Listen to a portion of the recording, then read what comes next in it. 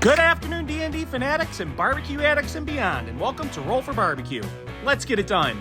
It's so nice to hang out with you guys on a Tuesday. Let's dig in the mini barbecue to see what type of dice we're using today. As we do every year, we don't just celebrate Pride Month, we also celebrate Men's Mental Health Awareness Month. So this one's for you, boys. As always, this series is inspired by the popular Roll for Sandwich series by AdventuresinAardia. The dice been tossed, and now it's time to roll for meat. 7 seafood.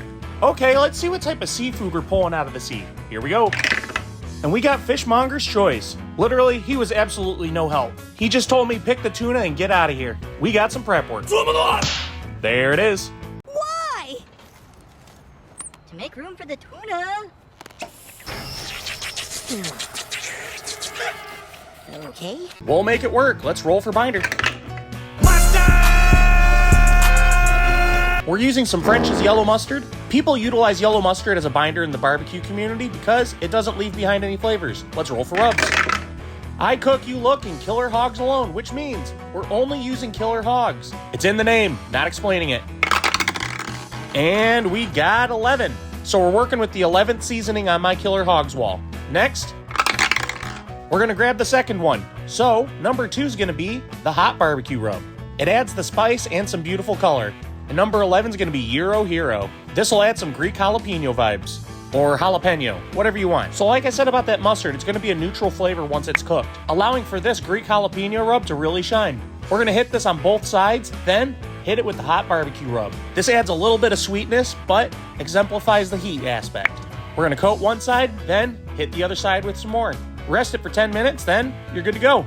It's a bold strategy, Cotton. Let's see if it pays off for him. All right, let's roll for wood. 1, we got the pellet tube. This is our first time using this one today. Let's roll for char griller. Just kidding. We don't need to pull our wood out today. That's what she said. Michael. All right, you guys know the grill. We got our 17-inch char griller flat iron. We're gonna get this searing hot, hit it with some oil, then put it on. We wanna cook this ahi tuna until it hits 145 degrees internal. And that right there is the sear that we want. I'm pulling it at 135 and letting it rest for 10 minutes to push it over to the edge. Let's get wild with wild magic. 10, omelet with cheese. Well, this one's new for us. We're gonna whip up a 2-egg omelet, which works perfectly because I just got home from work. It's easy, 2 farm fresh eggs, a little bit of milk. We're cooking this on medium heat, then adding the same seasonings we added to our tuna. While that's cooking, let's go ahead and roll for cheese. 1, American cheese. Literally the best cheese that you could use for an omelet. Is it real? No. But is it good? Yeah. Now, will it pair with tuna? I'm sure it will. Now it's time to channel my inner fry cook. The fact that the egg is free moving on this pan means this is gonna flip perfectly. Once it's folded over, throw it onto a plate. Easy as that. All right, let's click those tongues. It's time for the D20 sauce roll.